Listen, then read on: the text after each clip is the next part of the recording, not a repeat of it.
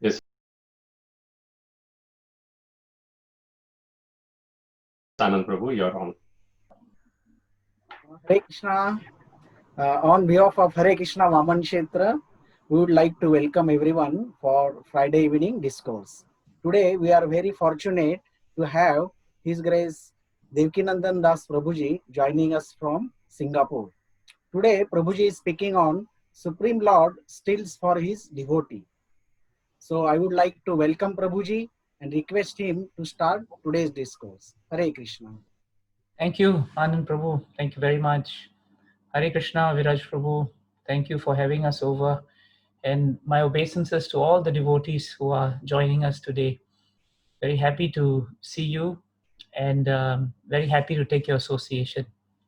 And of course, always thank you to ISKCON Vaman Kshetra and the devotees there who have so graciously allowed all of us to be part of this Sangha. Today's topic is a nice topic, actually. It is about how and to what extent, the Supreme Lord is so kind and so powerful in his reciprocation with devotees that he's even prepared to transgress what would normally be considered, a crime in society, stealing, that is. Krishna is considered to be transcendental thief. Why? Because generally speaking, he has the ability to steal the hearts of his devotees.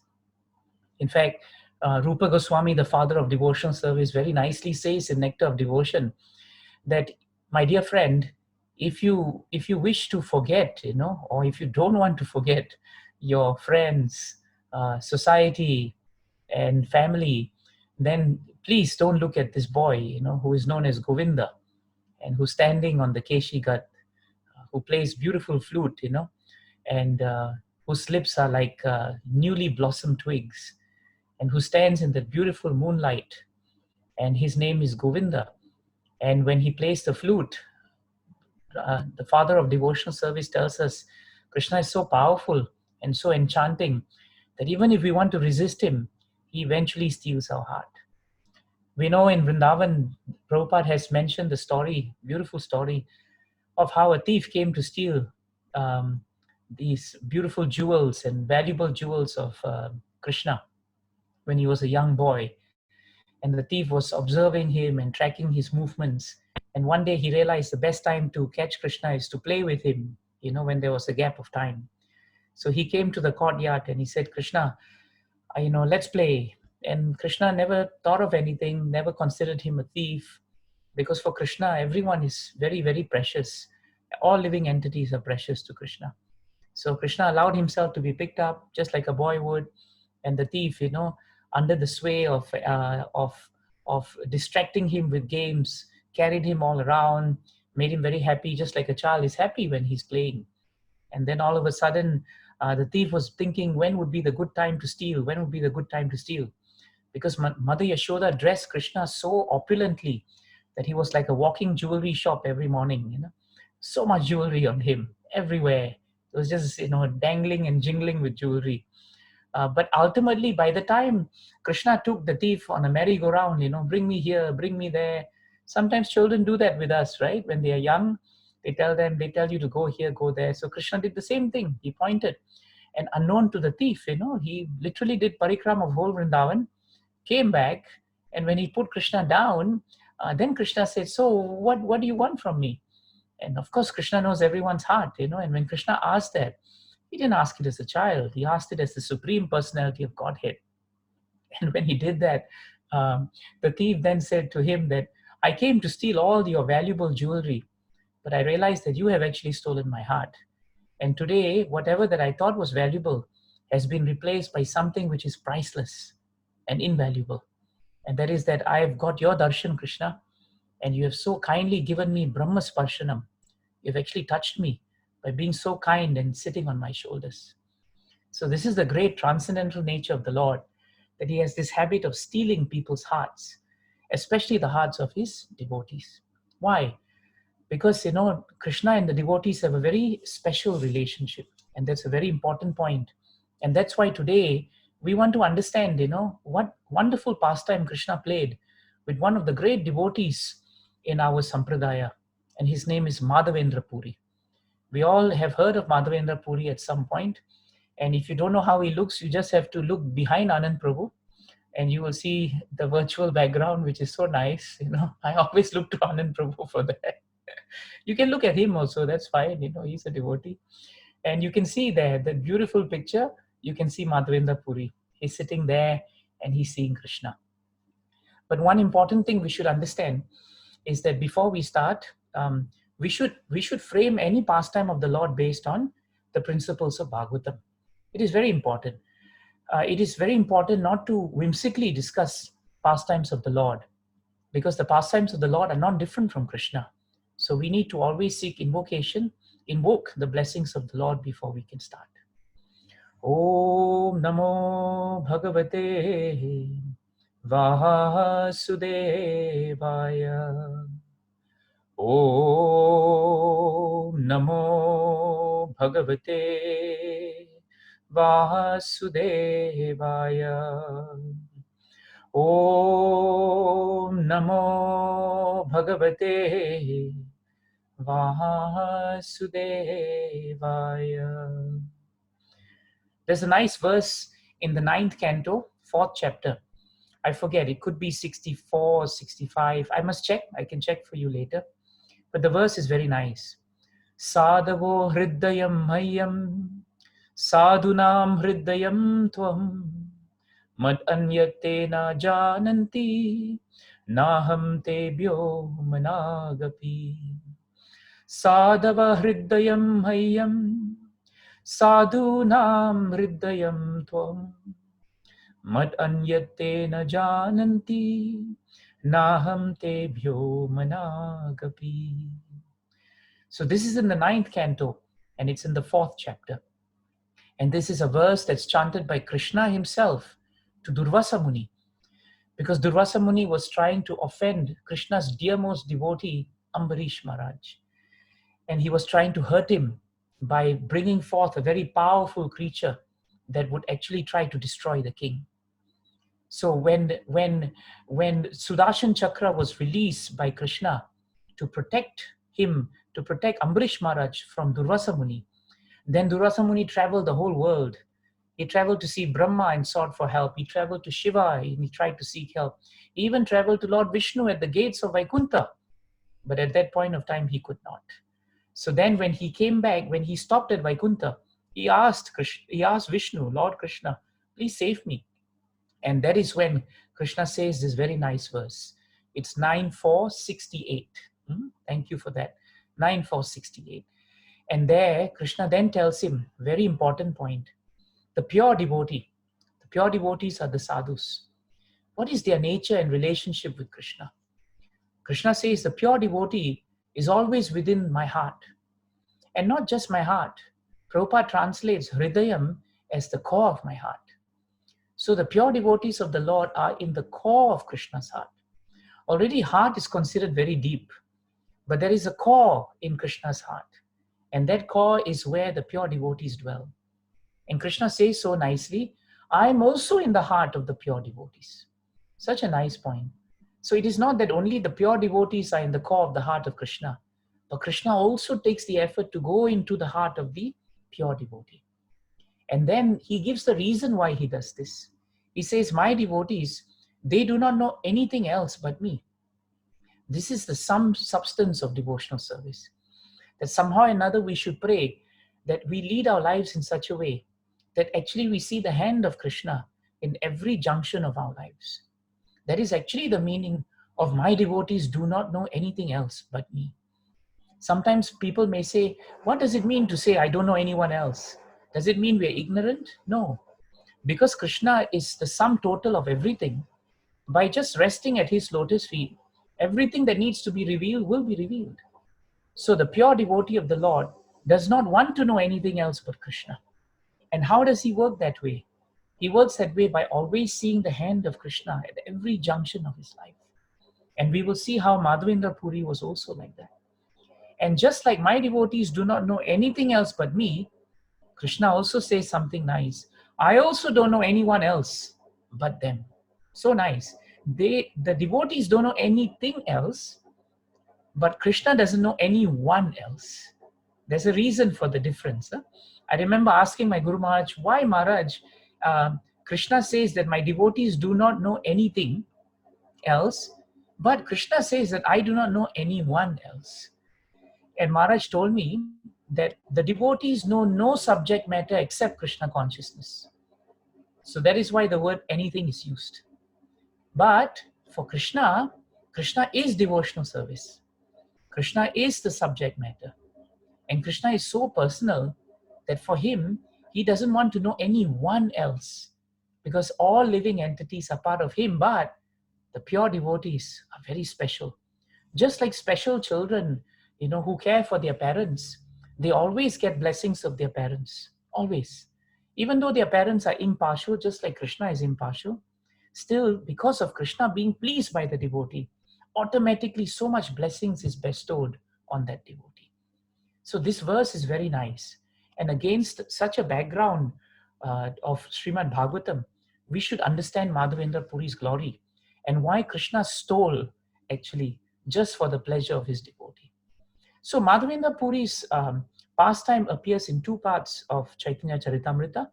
It is in chapter 4 of Madhya Leela, and a little bit of his time as he disappears from this world is found in chapter 8 of Antya Leela. So whenever we study Madhavendra Puri, we should study these two together very nicely. Now, Madhavendra Puri appeared sometime in the 14th century, I believe. And he's considered one of the great pure devotees, and he's considered an acharya in the Madhva Sampradaya, one of the authorized Sampradayas. He was actually a disciple of another great devotee of the Lord, and his name was Lakshmipati Tirtha. So Madhavendra Puri came from a very exalted line of Vaishnavas. And not only was he taking initiation from an exalted guru like Lakshmipati Tirtha, but Madhavendra Puri later would become an exalted guru to very exalted disciples also. For example, Advaita Acharya became a disciple of Madhavendra Puri. He actually took initiation from Madhavendra Puri. Ishwar Puri took initiation from Madhavendra Puri, and Ishwar Puri became the spiritual master to Chaitanya Mahaprabhu. So grand spiritual master of Chaitanya Mahaprabhu was actually Madhavendra Puri. Another great devotee, Paramananda Puri, who appears also in Chaitanya Charitamrita.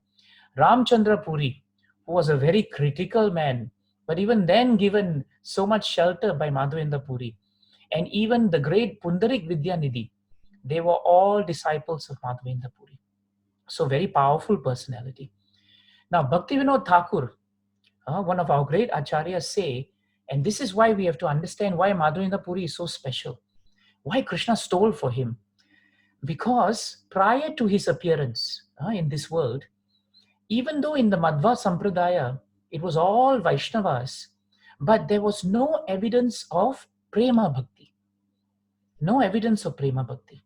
There was elaborate emphasis on ceremonies, rituals, but the worship based on conjugal love and Prema Bhakti was absent. It was Madhavendra Puri who first introduced this concept of conjugal love and Prema Bhakti into the line of Madhvacharya Sampradaya. So it's very important for us to note that. Bhakti Siddhanta Saraswati Thakur also has something very important to say about Madhavendra Puri, and Prabhupada quotes him very nicely. Prabhupada says that Madhavendra Puri was the first shoot of the desire tree of divine love. He was the first shoot. And he was the one who came first from the Madhvacharya lineage. Prior to him coming, there was no sign of conjugal mood of devotion in that line. In other words, the feeling of separation from Krishna, this Vipralamba Seva, was never present until Madhavendra Puri came. When he introduced this concept of separation, it was a very wonderful concept in devotional service. Generally speaking, Prabhus and Matajis, these material feelings of separation in this world, they always give rise to what we call despondency. When you become materially separated from someone, what happens normally? You feel despondent actually. And that actually is because of our attachment. And it reveals our attachment that we have for matter actually. But when we feel separated from Krishna, that despondency that we feel, where is Krishna? Where is my spiritual master? When we have that feeling of separation from Krishna and his devotees, Bhaktisiddhanta Saraswati Thakur says, it is the best evidence of our desire to actually satisfy the senses of the Supreme Lord. That is the sweetest way of remembering Krishna, in separation. So it may appear that we are separate, but because of that separation, there is intense and heightened remembrance, and that increases our love for Krishna. So that is why this mood of separation in our Vaishnava Sampradaya is very special, and it actually increases our devotional service. And it is very important, Bhaktisiddhanta Saraswati Thakur says, that Chaitanya Mahaprabhu and his closest followers later adopted this example of separation from Krishna and made it into their standard.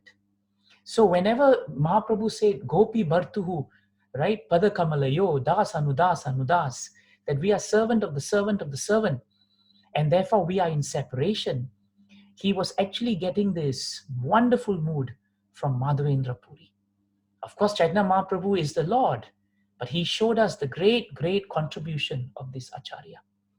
And that is why this entire episode of how Madhavendra Puri, how he related to the Lord is so helpful for us. In the next maybe 40 minutes or so, as we hear about Madhavendra Puri, we will learn so much on how we can also improve our devotional service. Because that is the meaning of Acharya. Acharya means one who leads by example. So Bhagavatam tells us actually that Madhavendra Puri, the story of Madhavendra Puri in Chaitanya Charitamrita actually starts when Mahaprabhu was making his tour. And one day, he came to Orissa in a beautiful temple town known as Remuna. Some of you may have gone actually. If you've gone to Jagannath Puri, you may have come to Remuna because they're not very far actually. So he came to Remuna and he stayed overnight with Nityananda Prabhu and all the other associates. And he stayed in a beautiful temple known as Shirachora Gopinath. Shirachora Gopinath is a very beautiful name of the Lord. And Shirachora is actually condensed rice, which is actually condensed milk rice. It's a wonderful preparation made for the Lord. And so Mahaprabhu spent one night there. As he spent one night, Mahaprabhu never slept, and he would stay up the whole night speaking on the glories of Krishna. And so he stayed up with the devotees. And there he narrated the pastime of Madhavendra Puri that was told to him by his spiritual master. And this is the first thing we take back with us. Whatever we want to repeat, Prabhus and Matajis, we must always repeat when it's coming from Parampara. We should never concoct something that is not in line with Prabhupada and our Acharyas and our spiritual master. Mahaprabhu himself set that standard. He did not speak something that was out. No, he spoke whatever he spoke that night, and which today is recorded by Krishnadas Kaviraj Maharaj in Chaitanya Charitamrita, was given to him because he heard his spiritual master. And his spiritual master, of course, was the disciple of Madhavendra Puri. And so Chaitanya Mahaprabhu first offered his obeisances to this beautiful deity of Gopinath. And when he offered obeisances, Krishnadas Kaviraj Maharaj writes that there was a crown of flowers, There was a crown of flowers that was on the head of Gopinath, a helmet of flowers. When Mahaprabhu bowed, from the helmet of flowers, flowers fell from the deity's helmet and they fell on Mahaprabhu's head. So sweet, huh? That was how the Lord was actually reciprocating. So nice. And then he started telling the beautiful story of Madhavendra Puri. One time, Madhavendra Puri traveled to Vrindavan. He came to Vrindavan because it was the holy dham. And there, he came specifically to Govardhan Hill. Because of all the places in Vrindavan, Govardhan Hill is considered to be the topmost place in Vrindavan. He was mad with ecstasy of love of God. And he was rolling on the ground and he was just chanting Krishna's names day and night. Sometimes he would stand up, sometimes he would fall. He could not discriminate whether it was day or night. He didn't even know where he was. But he was so ecstatic to be at the foot of Govardhan Hill as he remembered his beloved Lord. After he went for Govardhan Parikram, in the evening he came back and he stopped, at that famous kund known as Govinda Kund. If you have done the Parikram, there will be a very famous kund known as Govinda Kund. He took bath there and he sat down. And as evening came, he sat beneath a beautiful tree that was just outside the kunda. And while sitting down, suddenly to his surprise, a very beautiful looking bluish colored cowherd boy came walking to Madhavendra Puri. And when he came in the night, in the evening, Madhavendra Puri just saw his beauty and he was so mesmerized by it. And he was thinking, who is this beautiful boy who's coming to see me? And then he noticed the boy had a pot of milk with him. And the boy just smiled at Madhavendra Puri and he just put the pot of milk on the ground next to Madhavendra Puri's lotus feet. And then the boy looked at Madhavendra Puri and he smiled. And then he spoke. And he had a very beautiful voice. He said, "My dear sir, please drink this milk that I have brought you. Why don't you go out there and beg for something to eat? After all, you're a sannyasi. You can see behind Anand Prabhu, right? He's a sannyasi. So he's allowed to beg. Don't you want to take some food? What kind of meditation are you undergoing?" So the boy was asking him, why aren't you taking something? Actually, Prabhupada says Madhavendra Puri was not hungry or thirsty. Because when you're very absorbed in Krishna consciousness, at that level, hunger and thirst don't touch us. Prabhupada was very kind when he created ISKCON because he knew, that without prasadam, half of us won't be in the society. So we may not be up to standard of Madhavendra Puri, but at least with prasadam, we continue in the society. But this is the greatness of the acharyas. So Madhavendra Puri actually became very satisfied just seeing Krishna. He didn't realize at that time it was Krishna. But later he would understand that his satisfaction came because the boy was Krishna. But at that point he did not know. But he was very satisfied just seeing the beauty of the child and hearing his sweet words. And he forgot his hunger and thirst. But the boy left the milk there and said, "Please drink it." And this is how Chaitanya Charitamrita tells us Krishna reciprocates with his devotees. Sometimes we think Krishna is so far away in the spiritual sky.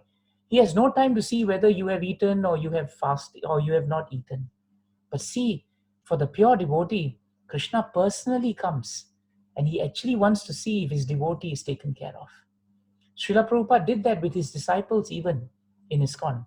If you remember in the early days, Prabhupada was like a father, always looking out for them, hoping that they would eat, encouraging them to eat more.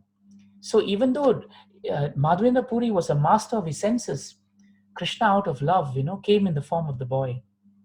So Madhavendra Puri did not know it was Krishna. So he said, "Who are you? And where do you come from? This whole place is very dark. How did you come here? And how do you know I'm fasting?" he asked. And the boy said, "Sir, I'm just a cowherd boy and I stay in a village close by. In my village, we have one rule. Nobody will fast. And anyone who comes into the village, they must drink milk." So the cowherd girls, they told me that someone needed to take it and therefore I've come to give you. And then the boy said something very important. "If anyone doesn't ask for anything, I supply him all that he needs." Think about it. Such a nice point. He said, if anyone doesn't ask anything, I will supply him with all eatables. Then the boy said, "The women saw you, and that's why they've given me the milk." This one line of Krishna is very important to us. Krishna was so pleased with Madhavendra Puri because his devotional service was unmotivated. He did not come to Vrindavan Dham and sit down in Govinda Kund to ask for a nice wife, to ask for more begging opportunities, to get name and fame. He didn't ask for anything like that. He came merely to glorify Krishna. And so Krishna said there, if anyone doesn't ask anything, then I supply him with everything. And this is the nature of the Lord. That's why it is stated in 9:22 of Bhagavad Gita, Yoga Kshemam Vahamyaham. If one who is exclusively devoted to Krishna, Nitya Abhiyuktanam. In other words, if someone has nothing else in mind except Krishna, no one else in mind except Krishna. Remember, Sadhavo Hridayam Mayam Sadhunam Hridayam Tvam. Man anya te na jananti naham tebyo managapi. Krishna does not have anything else in his heart, anyone else except the devotees. And the devotee does not have anything in the heart except Krishna. So in this simple exchange, we come to understand how great Madhavendra Puri was and why Krishna came to him. And this is something we should understand. We should have faith in Krishna that whatever that we need, Krishna will always give us. And if Krishna doesn't want to give us something, that means whatever we wanted is actually not needed. It's a very straightforward way to live our life. You ask something or you think you want something. You try and try and try, but it doesn't come. The message is very clear. It's not meant for us. Those who accept, they grow in devotional service. Those who reject it and they expect, they become frustrated in devotional service. That's why in this regard, Prithu Maharaj's prayer in the 4th canto, 20th chapter, 31st verse is very instructive. 4:20:31. Tvanmayayadha jana isha kandito yat anyadashashtaritatmano abuddha yathachare balahitam pita swayam tatha tvameva hasina samihitam. And the translation is very nice. Prithu Maharaj prays very hard. My dear Lord, he's praying to Krishna, due to your illusory energy, all living beings in this material world, we have forgotten our real constitutional position. We have forgotten. And out of ignorance, we are desirous of material happiness in the form of friendship, society, and love. But please do not ask me to ask you for some material benefit, my Lord. Don't. But rather, as a father who does not wait for his son's demands, but actually does everything for the benefit of the son, you please bestow upon me whatever you think is best for me. This should be our mantra to live. My Lord, you bestow whatever you think is best for me. And that was the mantra of Madhavendra Puri. And that's why Krishna came to give him milk. So the boy left. And he left very suddenly. And Krishna and Madhavendra Puri's heart became filled with wonder. He drank the milk, he washed the pot, he put it aside, and then he looked at the path for the return of the boy, but he never came back. So Madhavendra Puri started chanting. Late in the night, as he chanted, he dozed off for a while. And as he dozed off, all his sensory activities stopped. And at that point, Madhavendra Puri had one of his great dreams of Krishna. This entire episode of Madhavendra Puri is full of dreams. They're full of dreams, so nice. And in this dream, Madhavendra Puri dreamt of the same boy. And this boy came to him, took his hand, and brought him to these bushes in the jungle, very close to the foot of Govardhan Hill. In the dream, Madhavendra Puri was thinking, why is this boy taking me there? And when the boy brought him to the bush, Madhavendra Puri saw that there was a beautiful deity of Krishna. And the boy said, Madhavendra Puri, I am now staying in this bush, and I suffer from severe cold, heat, wind, and rain. Please bring the villagers and take me out of here. Situate me very nicely on the top of Govardhan Hill. Install me very nicely and build a beautiful temple for me, and start opulent worship and offer plenty of bhoga offerings. Wash me with large quantities of water to clean my body. Many days, Madhavendra Puri, I have been waiting and waiting, and I have been wondering, when will my Madhavendra Puri come? Krishna is asking, when will Madhavendra Puri come? And this is the mood of Krishna. Krishna is always wondering and anxious, when will my devotee come to me? This is Krishna's mood. This is the gopis' mood also. When will Krishna come to us? And Krishna's mood was, when will my devotees come to me? That is why the Prachetas in the 4th canto, 30th chapter, 24th verse, they sing so nicely. Namo Vishuddha Sadvaya, Haraye Hari Medase, Vasudevaya Krishnaya, Prabhave Sarvasatvatam. And what is the meaning of that? The great devotees of the Lord, they are so special that Krishna is always thinking of ways and means to claim them back. Not only the devotees of the Lord. This verse tells us, Haraye Hari Medase. Hari, the Lord, is always using his brain, Medase, and thinking how to relieve the living entities of pain. How? By bringing them back to him. Just like a father is waiting to see how he can bring his sons and daughters back to him. And this verse tells us the greatness of Krishna is that he is Vasudevaya. He's in the heart of everyone. And he's Krishna. But Prabhave Sarva Sarvatam. Krishna is always trying to increase the influence, name, and fame of his devotees, but he doesn't want anything for himself. This is greatness of Krishna. Krishna does not want name and fame. The greatest impediment between us and Krishna is our desire for name and fame. We do just a little bit of service and we want someone to praise us. We give nice class, immediately we want everyone to say, oh, what a nice class. We want to do service, but we want people to recognize we have done service. If someone doesn't recognize we've done service, after all, we say, why should I do service? But the great devotees of the Lord, they don't want anything. They only want to please Krishna. And because they only want to please Krishna, their heightened remembrance of Krishna increases greatly. But Krishna is so kind, he increases the influence of such devotees, as we will see now in Madhavendra Puri's pastime. And now Krishna, the little boy, he tells Madhavendra Puri, why did you take so long to come? I was waiting for you. But I have accepted your service, Madhavendra Puri, because of your ecstatic love for me.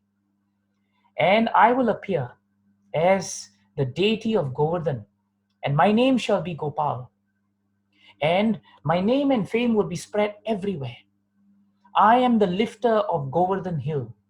And I, as this deity, was installed by none other than the great grandson of Krishna, Vajra. And here in Vrindavan and Govardhan hill, I am the authority. So Krishna just said that. And the boy vanished in the dream. But before he vanished, he said that long time my worship was up on the hill. But when there was an invasion, all those who were unfaithful to me, they tried to ransack the temple. And what happened? My priests, the devotees, they took me up from there and they brought me down and they hid me in the bush. But now it has become too hot and sometimes it is too cold. So take me out now. And then the boy disappeared. Madhavendra Puri woke up. And when he woke up, he lamented. He said, I saw Krishna directly. That boy who came to me was none other than Gopala, who was also in the dream. But I'm so fallen, I could not recognize him. He fell down on the ground in ecstatic love and he cried for some time. He felt very disturbed because of separation. But this is not the disturbance of material life. This is the agitation that comes from the need to become very, very, very associated in Krishna's service. This is the greatness of Madhavendra Puri's ecstatic devotional service. And after crying for some time, Madhavendra Puri began to absorb himself in remembering Gopala. And what is it that made him become more pacified? This is very important for us. He became pacified when he fixed his mind upon executing the order of Gopala as was stated in the dream. And this is the mood of a devotee. A devotee's love for Krishna is best shown, Prabhus and Matajis, when we actually execute the order of what Krishna wants. Or we execute the orders of our acharyas and our spiritual master. On that platform, our service and our relationship to Krishna actually blossoms. When we do not align ourselves to executing the orders of the Lord, then the ecstatic feelings of love or the feelings of joy in devotional service is actually not there. Sometimes devotees say, I've been in devotional service so many years, chanted so many rounds. Why I don't feel ecstatic and joyous? Why is it that when I come and read Bhagavatam, I feel like sleeping? I remember one time His Holiness Bhakti Chaitanya Maharaj in Singapore, he took a lecture and he said, the best cure for insomnia is to sit down for a Bhagavatam class. Because at that time, most devotees sit down, they say they're not sleepy. The moment they start hearing Bhagavatam, they doze off. Why? Why is it that sometimes we doze off that way? Why is it that when we are chanting, we start yawning? Many devotees tell me, whole day I'm not yawning, but the moment I start chanting Krishna's names, all the yawns keep coming. Why? Why is there no taste? Because as is stated here, Madhavendra Puri was very fixed on executing the order of Gopala. He took it to heart and he took it seriously. Every single Vaishnava in Bhagavatam and Charitamrita did that.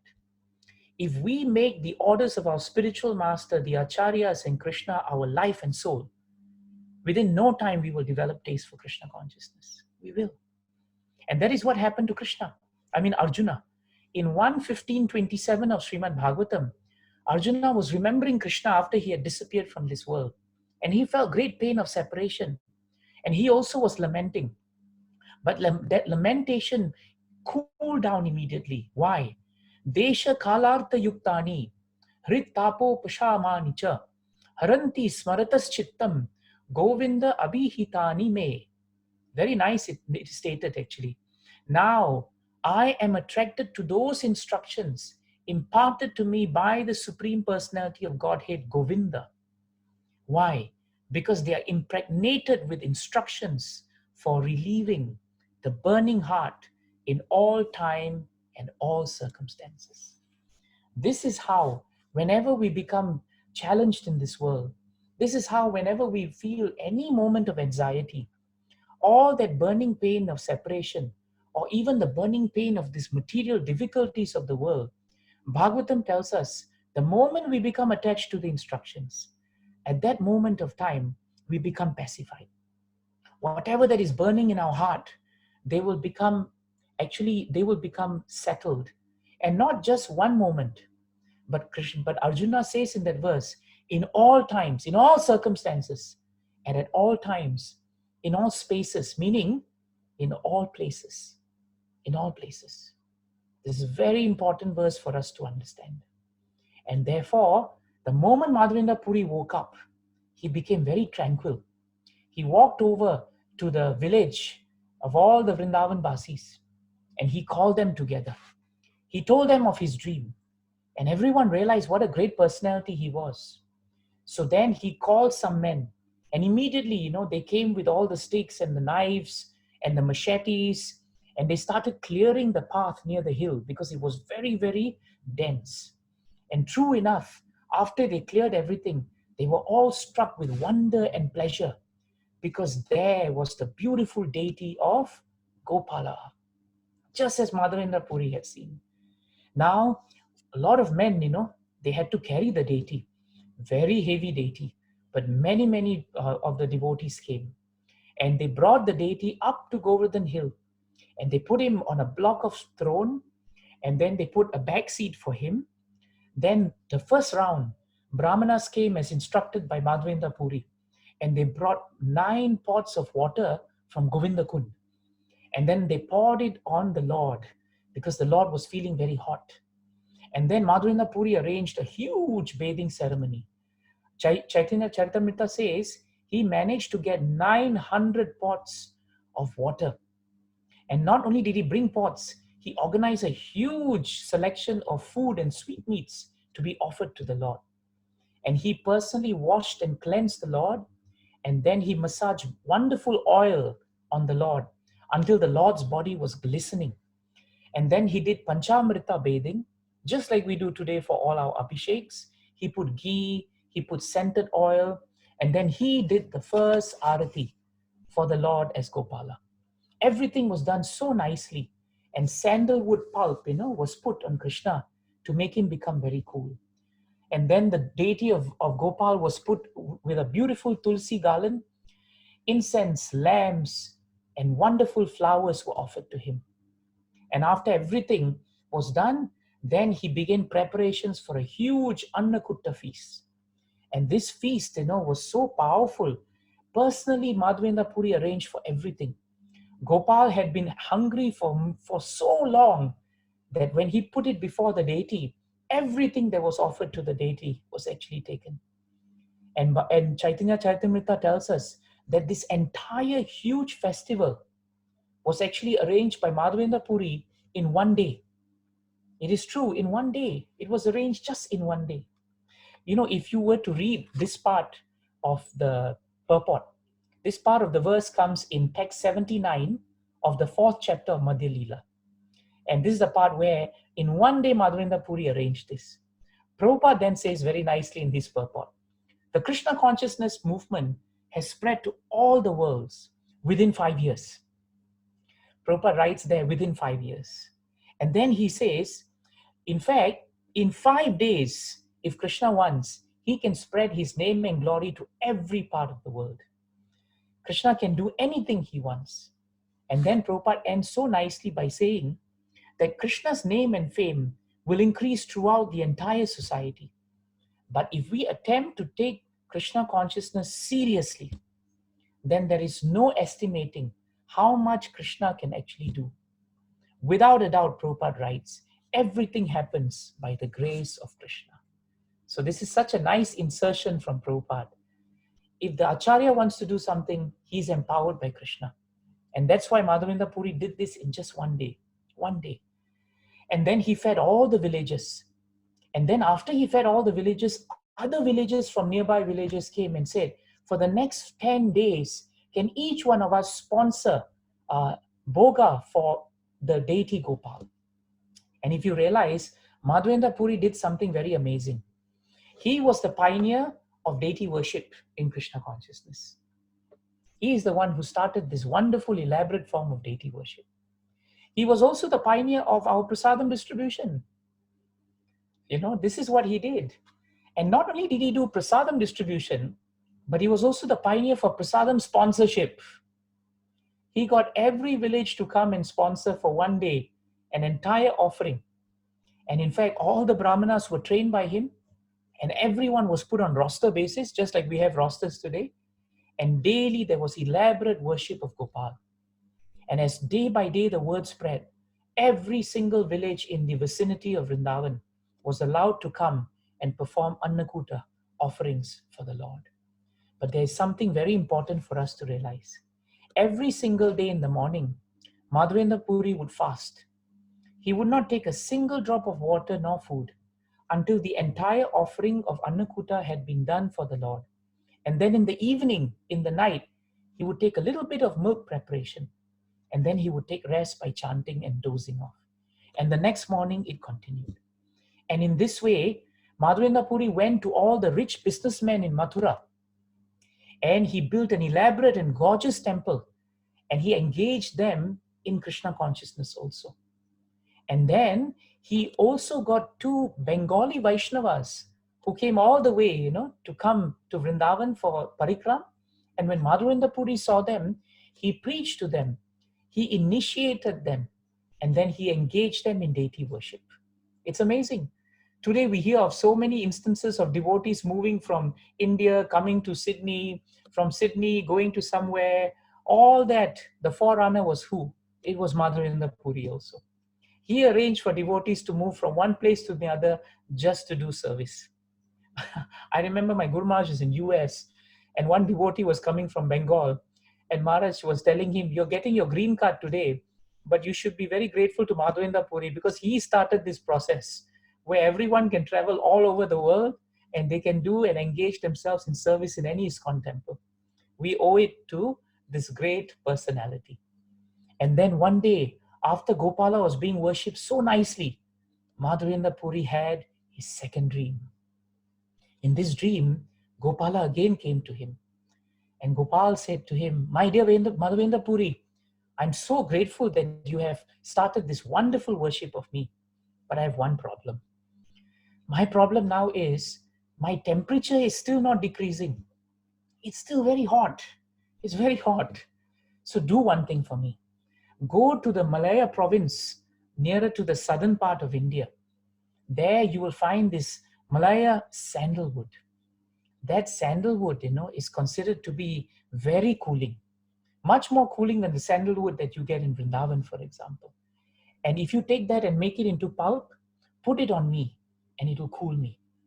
But what you do is you get this sandalwood and then you bring the pulp. You bring it all the way from wherever you are and bring it back to me. And then I will become very cool. But kindly go quickly. No one else can do this, Madhavendra Puri, except you. It will surprise some of us who may not know that at that time when Madhavendra Puri was dreaming about Krishna, he was actually very old. He would probably have been in his late 80s, maybe coming to 90.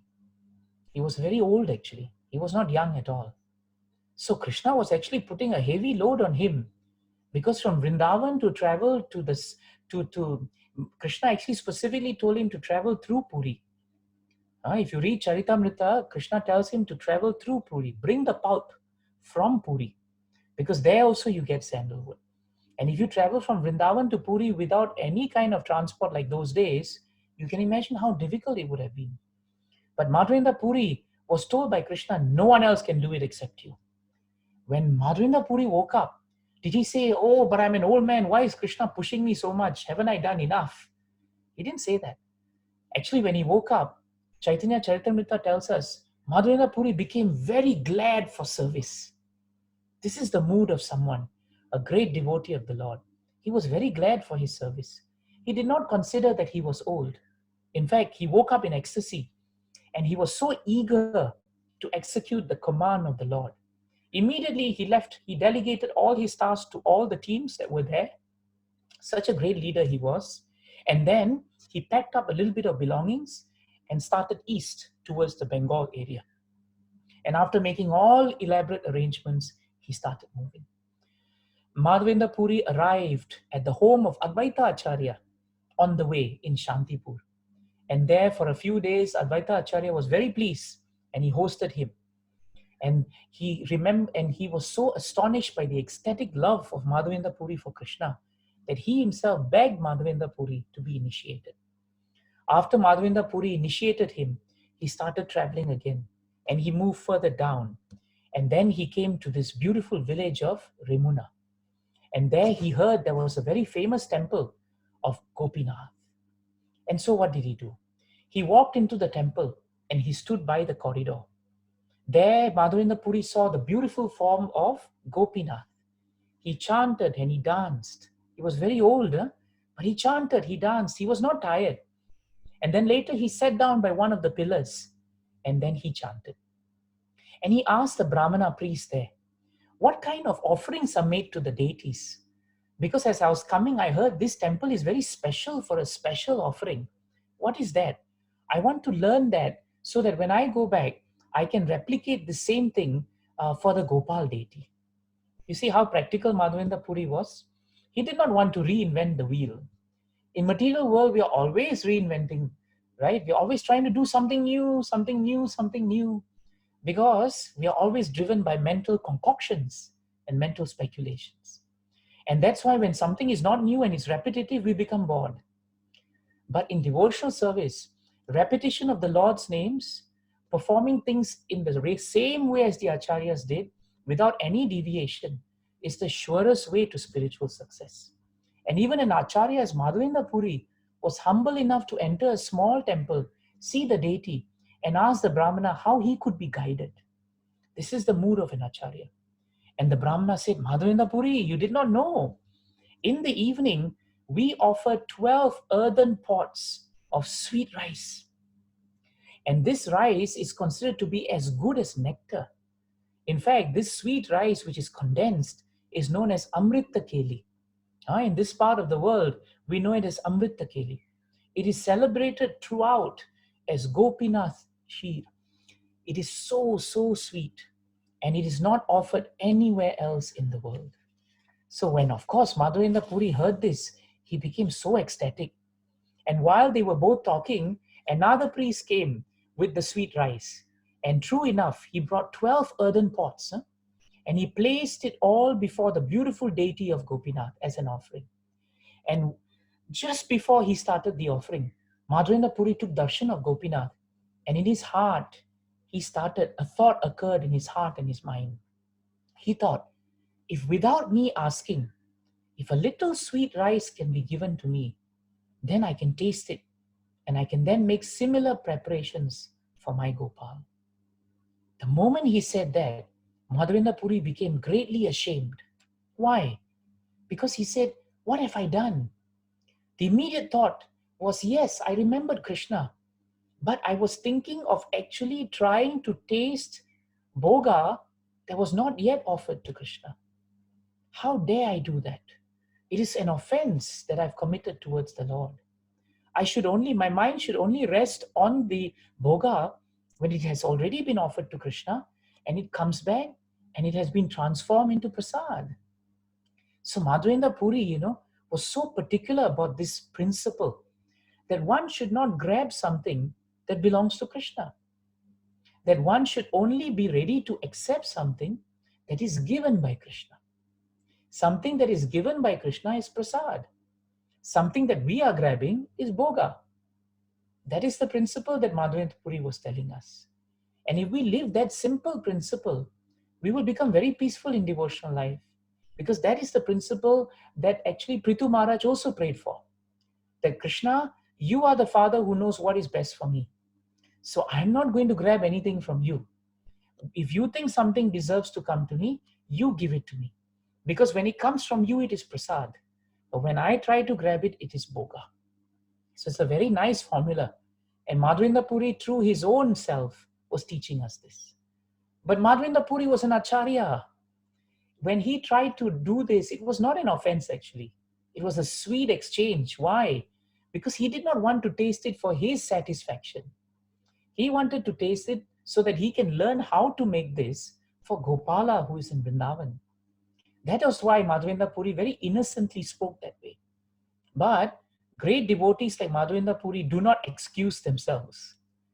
They put very strict standards for themselves.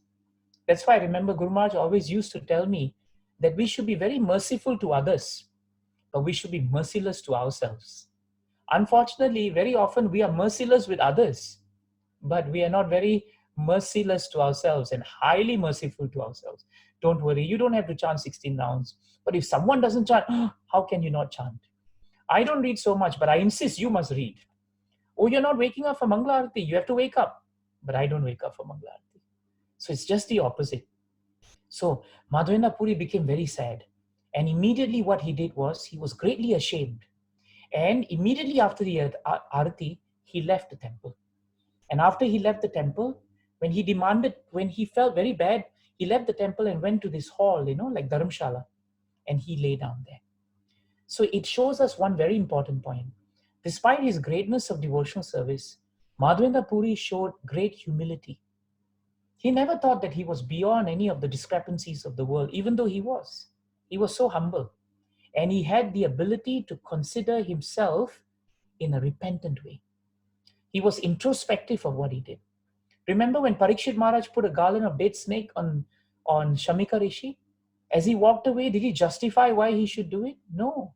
As he walked away, he realized that what he did was not right, and he repented. Genuine repentance always allows us to take darshan of Krishna. It's a very important point. Hridayam atatyamani. It's a very important point. It is stated nicely in the unborn child's prayers, that repentance, Krishna says, the unborn child says that, my Lord, you are perceived by the repentant soul. This is a very important point in Bhagavatam. We can only perceive Krishna when we bow before him. And the only way to bow before him is to always introspect on our defects and ignore other people's defects. And I remember Guru Maharaj telling us, in one lecture, that the difference, between a proud man and a humble man is actually only 2 feet. And we were thinking, 2 feet? What do you mean? Maharaj said the 2 feet difference is the humble man is ready to bow. He's ready to bend down and bow before the Lord and accept that he has made mistakes. But the proud man always stands up and never admits his mistakes. So Maharaj said, when you bow down, the difference between standing and bowing is maybe 2-3 feet. But that bowing gives you the opportunity to get blessings from Krishna. So that is what is meant. The difference between pride and humility is only 2 to 3 feet, but it makes a lot of difference. Madhavendra Puri was of that stock. And so he went to sleep, and he went to sleep feeling very repentant. He sat in a vacant marketplace in a village, and there he began to chant Krishna's names in the night. Meanwhile, the temple priest had put aside everything, and Gopinath was put to sleep. The temple priest took out all the earthen pots, and he, after doing everything, closing it, outside the temple, just outside the main temple door of Gopinath, he went to sleep. And now the priest had a dream. So 3 dreams now. 2 for Madhavendra Puri, and now the third one, the priest is dreaming. So in the dream, who comes now? Gopinath came to the priest, and Gopinath talks to him. My dear devotee priest, you have served me very nicely, but I have a secret I need to share with you now. Get up, go to the door of the temple and open it. If you look behind my dhoti, and if you look behind me, my lotus feet, you'll find that there is one pot of sweet rice. That one pot of sweet rice, I have actually stolen, and I am keeping it. And you thought that you took 12, but actually by my illusory energy, I induced you to think you took 12, but I stole the 12th, and you took 11. So I have actually withheld that pot from you, and it's just behind my cloth and the curtain. You did not see. Why? Because it was one of my tricks. So when you go there, take that pot. That pot is actually meant for a sannyasi known as Madhavendra Puri. Why? Because he desired very much to taste his Amrita Keli, but he left thinking that he had offended me. And therefore, I have stolen this pot of rice so that I can actually offer it for his pleasure. This is the mood of Krishna. And the priest woke up in the dream thinking, I have never heard of the Lord being a thief. Is it possible that Krishna would have actually stolen? Can Krishna be so mischievous that in front of my eyes, I counted 12, but only 11? So quickly he took a bath, he opened the door, he entered, and he shone his light. And true enough, just where the curtain was and the Lord's lotus feet, behind it, there was one earthen pot of condensed sweet rice. And it was there because the Lord had transcendently stolen the sweet rice. For who? Not for himself, but for the pleasure of his devotee. Immediately the priest was so astounded. He himself wanted to see who is this Madhavendra Puri, that the Lord himself can break one of the great moral codes set by him, don't steal. And still he can go actually and steal it. So why did he do this? So he took the pot and he went to the marketplace and he shouted, Madhavendra Puri, where are you? Who are you? And Madhavendra Puri came out and said, I am Madhavendra Puri. What is happening? And the Brahmana fell like a rod at the lotus feet of Madhavendra Puri. And he told him, you are the most fortunate person in all three universes and even the spiritual worlds. And he said, why? The Supreme Lord Gopinath, who owns everything in this world, who's the proprietor of everything, and from whom everything is emanating, that great personality has actually stolen an offering that was meant for him and withdrew it and kept it because it was meant for you. It was meant for you. And Madhavendra Puri's heart melted when he heard this great, great pastime of Krishna. And Madhavendra Puri as an acharya, just in his heart, he paid obeisances to the Lord. And he said, Krishna is so kind that despite my inabilities, he has kindly forgiven me and he has given me the permission to taste something which I desired to do and which was wrong. And this shows us something very important. The Lord never, never forgets the desires of his pure devotees. Why? Because his pure devotees are desireless. It seems contradictory, but actually a devotee is desireless because a devotee has no desire for personal benefit. But the devotee only has a desire to satisfy the Lord. Madhavendra Puri wanted to taste Amrita Keli, not for his tongue. He wanted to taste it so that he could replicate it for Gopala. His intentions were noble and pure. And therefore, Krishna took that extra trouble to steal the pot so that he could actually give it to his devotee. After Madhavendra Puri ate, Charitamrita says Madhavendra Puri relished Amrita Keli. And I'm sure as he relished it, he must have figured out how to make it. Some of you are experts at cooking, right? After taking, this one has this much milk, has this much cashews and this and that. So Madhavendra Puri tasted it and he was so glad to do it. And after that, it is stated that there was still, if you've tasted this Amrita Keli, you'll know they come in small earthen pots as Mahaprasad. And sometimes they're very sticky. They will be on the corners of the pots, So what he did was he broke the pot and then he licked off everything and scraped off all the Amrita Keli. Then he washed the pots very nicely. Then with the broken pots, he didn't throw it. He tied it up in his outer cloth and he tied it around his waist. And then he came out and he started moving out of Remuna immediately. Why? Because the priest was starting to tell everybody of the greatness of the Acharya. And Madhavendra Puri was so humble. He did not want name and fame. He did not want people to come and fall at his feet. just wanted people to fall at the feet of Krishna, not himself. And this is the mood of a pure devotee. As devotees, we should be very careful that whatever that is given to us is offered to the lotus feet of our spiritual masters. It is so important. If we don't do that, then we will be caught by pride. We will be caught by ego, and that is very dangerous. And at that point of time, Madhavendra Puri left. And as he reached Puri in Jagannath, unknown to him, word had already reached there of this great devotee whom the Lord stole for. And why is that the case? Because Prabhupada writes in his purport that even though a pure devotee doesn't desire name and fame, Krishna wants to spread his glories, Prabhave Sarva Sarvatam. And therefore, Krishna made a special effort to induce in the hearts of the devotees to spread the name and fame of Madhavendra Puri, because Madhavendra Puri did not want it. He did not want it.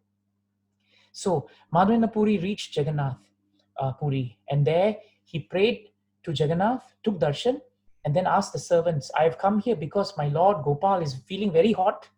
Please give me some sandalwood so that I can take it back. The sandalwood they gave him was so much. You want to know how much of sandalwood they took? Chaitanya Charitamrita tells us that Madhavendra Puri was given 82 pounds of sandalwood. 82 pounds of sandalwood. That's very heavy.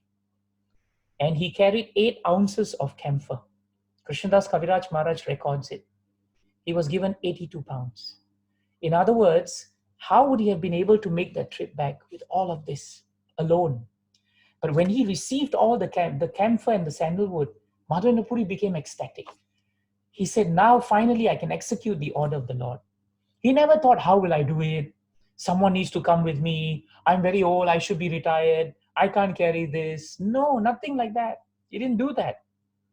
In the night, he went to sleep, ready to make his journey the next morning. And in the night, Madhavendra Puri had another dream. Krishna and him, they always have dreams. So nice. One more dream.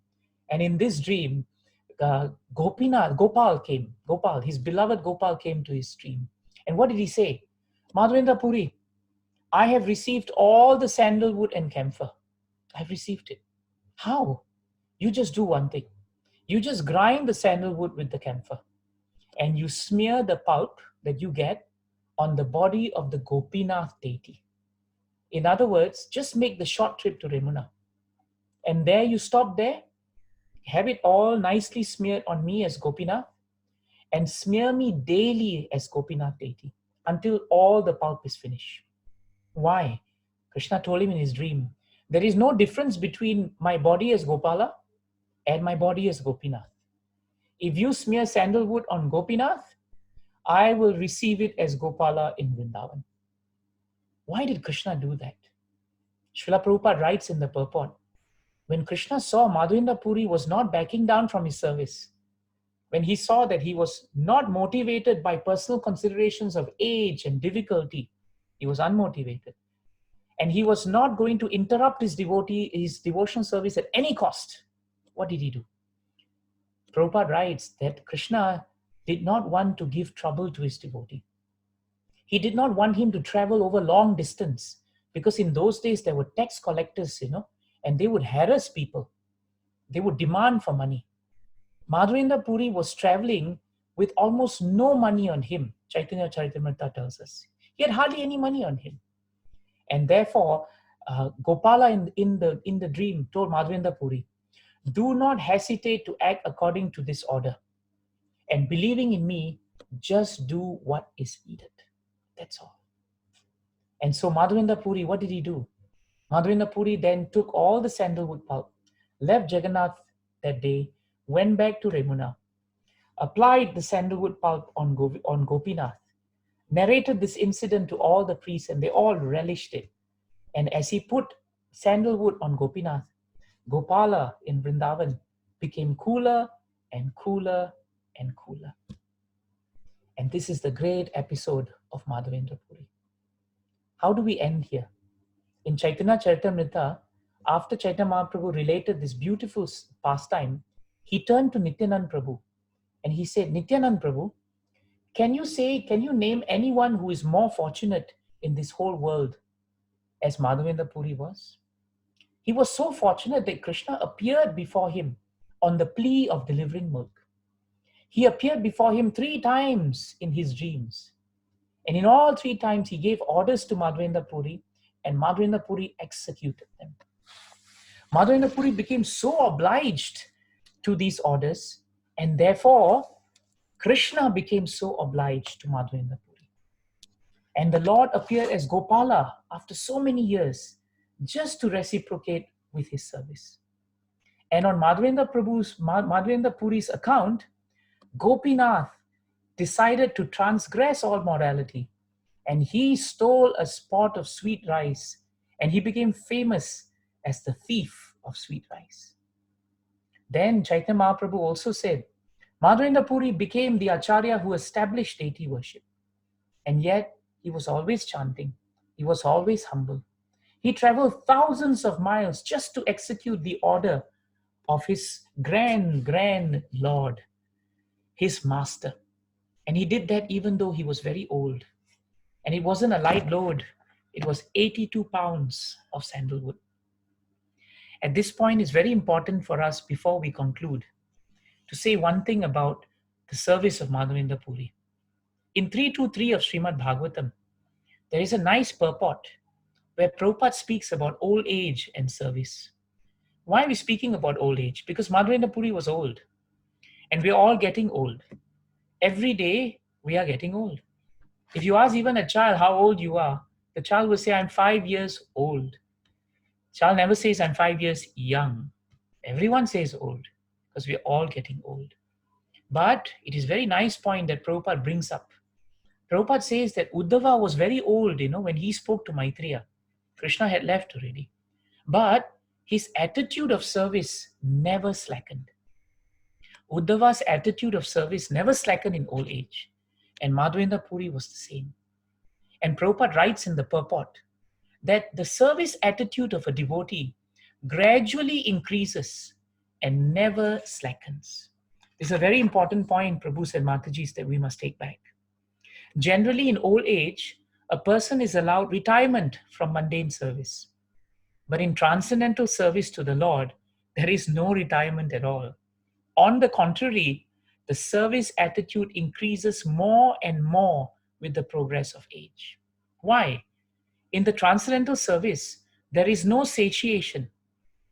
There is no saturation. And therefore, it is always transcendental. And therefore, there's no retirement. Materially, generally, when a man becomes very tired by rendering service in his physical body, he is allowed retirement. But in transcendental service, Prabhupada writes, there are no feelings of fatigue. Why? Because it's spiritual service. It's not on the bodily platform. And Prabhupada guarantees us, service on the bodily plane will dwindle, but the spirit is never old. And therefore, on the spiritual plane, service to Krishna is never tiresome. Never tiresome. So this is the mood in which Madhavendra Puri conducted his affairs. And at the last point of his life, he remembered Krishna so nicely, and he left this world. And as he left this world, he left in the great mood of separation from Krishna. And he blessed Ishwar Puri for serving him so nicely. And later, Ishwar Puri would bless Chaitanya Mahaprabhu and spread Krishna consciousness around the world. So in conclusion, the best way to describe this great personality is that Krishna stole a pot of milk for his devotee. And in doing so, Krishna became a thief. But Madhavendra Puri was a thief also. Why? Because he did not steal a pot of milk, but Madhavendra Puri stole Krishna's heart. And by doing so, he conquered Krishna. And Krishna reciprocated by not only giving him his heart, but he also gave him nice, sweet Amrita Keli. All glories to Madhavendra Puri. All glories to the founder Acharya, Srila Prabhupada. All glories to our spiritual master. All glories to all the assembled Vaishnavas. Hare Krishna. Thank you, Anand Prabhu and Viraj Prabhu. Sorry I took a bit longer.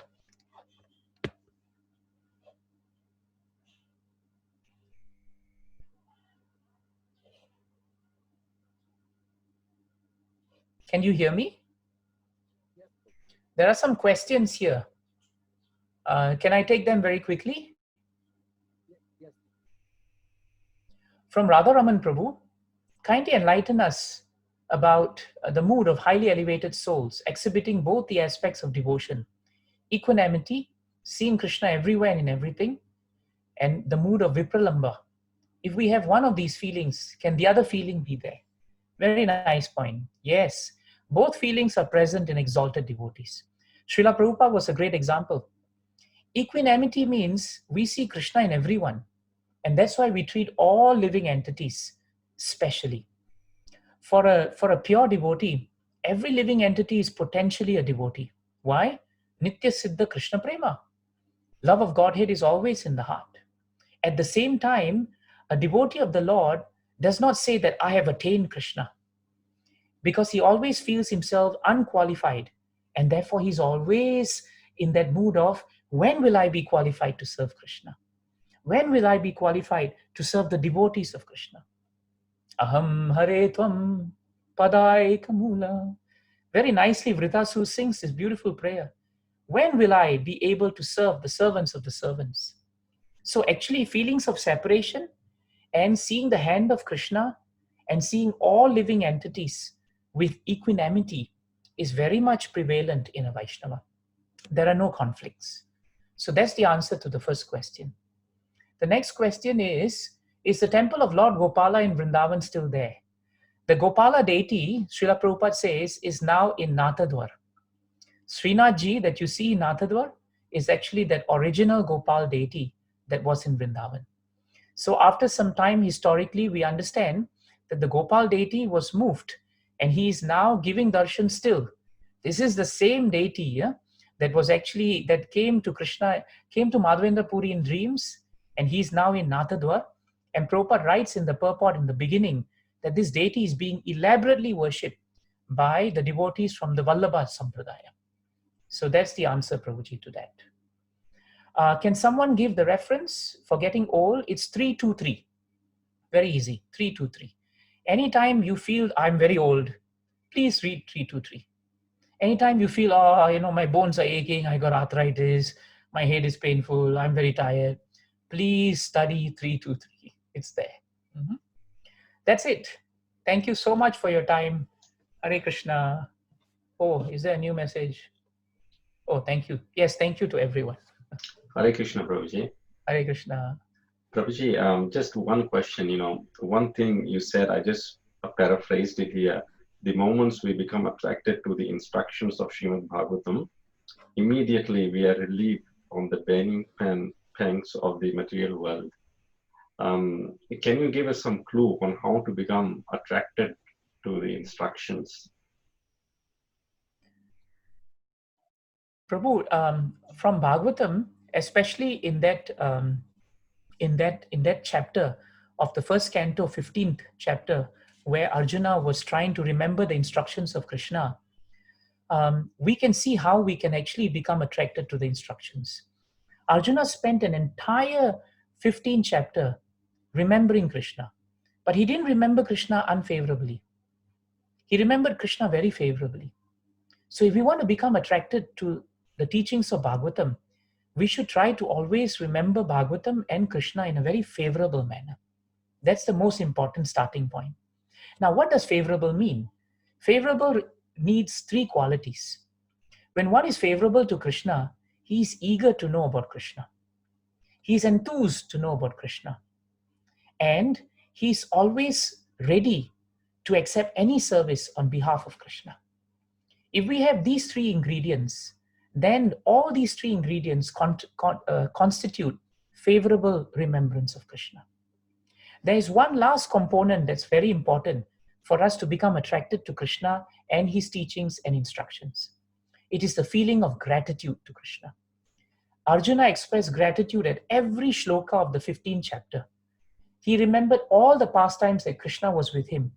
And even though he performed great miraculous things on the battlefield, every single shloka there is about how Krishna by his power made him look powerful. How Krishna by his power saved him from the wrath of the Kaurava armies. how Krishna, by his power, forgave him, even though he behaved in a very friendly manner with Krishna, even though Krishna was the Supreme Personality of Godhead. So if you read that whole chapter, it becomes very clear that when one is always grateful to Krishna for whatever that is coming, we become naturally attracted to Krishna. So that is the surest way to become attracted to Bhagavatam and Krishna Prabhu. I hope it's useful. Hare Krishna, Prabhuji. Hare Krishna. I just have a little question. Yes, Prabhuji, you mentioned about how we have to accept everything when it comes from Krishna as a prasad. When it comes to sevas, there again, should we wait for sevas that come to us as, if Krishna wants us to do something? Or could we take a step further, or should we ask and request for sevas? Which is the right mode to approach? Actually, it's a nice question, Mataji. Madhavendra Puri was eager to glorify Krishna. When he came to Vrindavan, he was very proactive in his devotional service. He came to glorify Krishna. And that's why Krishna came and reciprocated by giving him service. So actually, we should be always proactive to do service for Krishna. And by always eagerly, enthusiastically waiting to do service for Krishna, Krishna will definitely arrange that we will be given service. The only challenge is when we're eagerly waiting for a service, we should not scope out the service such that when the temple president comes and says, you do it, then we say, no, I don't like this, I want that. If you give me this, I won't do that. Then it becomes service which is motivated. Of course, we can tell the temple president, Prabhu, I can't cook. If you want me to cook, then everybody's going to die. That's a different story. But you can always discuss with your temple president what you have been trained in, what you're good at, offer it. But if supposing a temple president tells us, this is all very nice, but the need of the hour now is that all of you need to sweep and clean the place, then with an eager heart, we should be able to do it. Think about it, Mataji. Madhavendra Puri could easily have told Krishna, Krishna, I'm quite old. I've come here to Vrindavan. Whatever service you give me, just take into mind my age. I'm in retirement mode, But he didn't. He left it open. And whatever came, right, he just took it. And because he took it, Krishna empowered him. So in all this, an answer is to be found. Thank you, Prabhuji. Hare Krishna. Dandavat pranams, Prabhuji. One last question is here. Should I take it, Prabhu? Yeah, Prabhu, can you hear me, Prabhu? Yeah. How do we know what Krishna's desire, direction is in our life versus what our desire is? Very good question. In order to know what is Krishna's desire, we should know what is Krishna's plan. Plan and desire are the same. In 11th chapter, 34th verse, purport of Bhagavad Gita, Prabhupada writes that the plans of the Lord must always be followed, meaning the desire of the Lord should be followed. How do we know the plan of the Lord? Prabhupada says you can know the plan of the Lord through Bhagavad Gita, or you can know the plan of the Lord through the devotees of the Lord, Bhagavatam. Prabhupada also says the plans of the devotees of the Lord are invariably the plans of the Lord. So if we follow the plans of our spiritual masters, the plans of the senior devotees, if we discuss our desires, and we understand from them, from Bhagavatam, and from their instructions and their experience, how something that we want to do is, whether it's aligned to Krishna or not, we'll be slowly able to distinguish between what Krishna's desire is and what our desire is. And in that way, we'll be able to find whether our desires are aligned to Krishna or our desires may take us away from Krishna. That is the way forward. It's a very nice question, Mataji. I hope it's all right.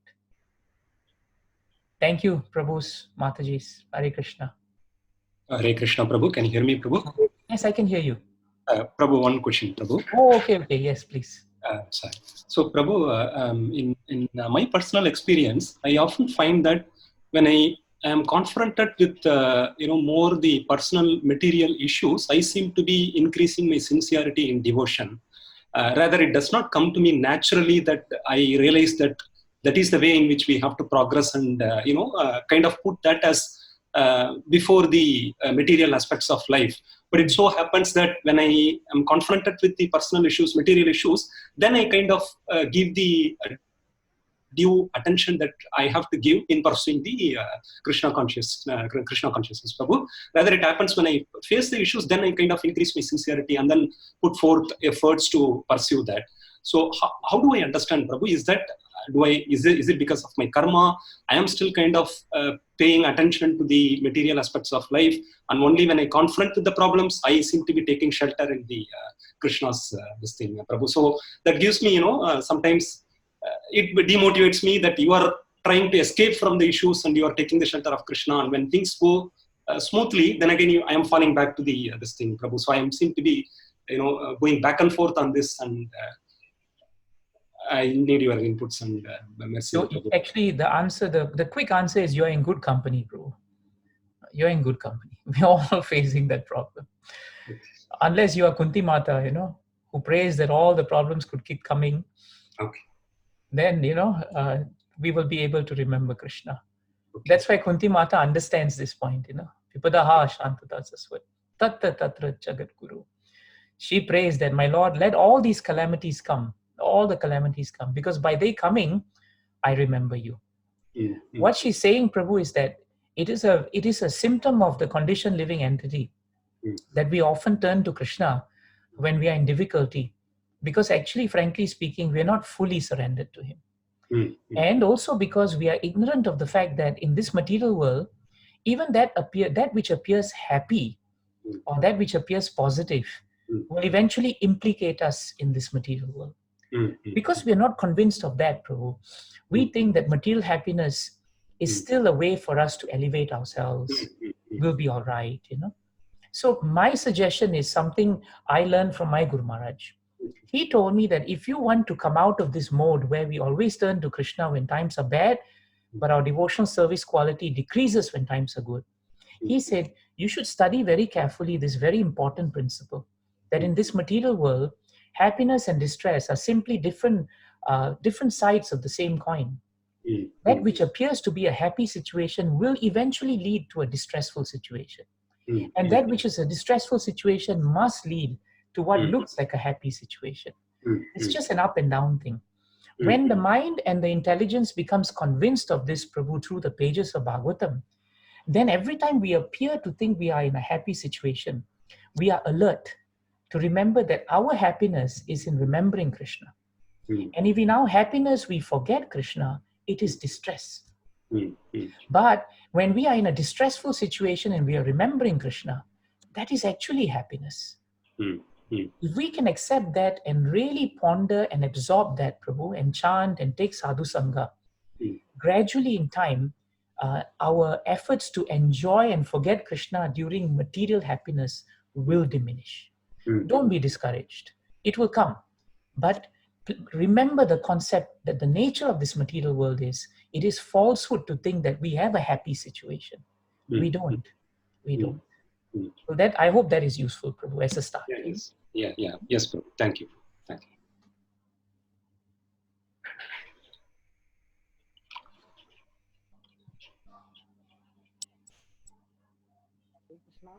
Thank you, Anand Prabhu. I think we should wrap it up then. Hare Krishna, everyone. Thank you, Devkinandan Das Prabhuji, for such a wonderful class. Thanks everyone for joining us today. Next week on Friday, His Grace Madan Mohan Prabhuji from Singapore will be giving class at 7 p.m. Sydney time. And Prabhuji will speak on no retaliation is the best counteraction. So you can listen. Nice topic, yeah. So you can listen today's class recording on Hare Krishna Vaman Kshetra Facebook and website. Also, Devkinandan Das Prabhuji's YouTube channel. So thank you very much, everyone, once again, and looking forward to see you next Friday. Srimad Bhagavad Mahapuran ki Jai. Prabhupada ki Jai. His Grace Devkinandan Das Prabhuji ki Jai. Prabhupada, Shri Gurudev ki.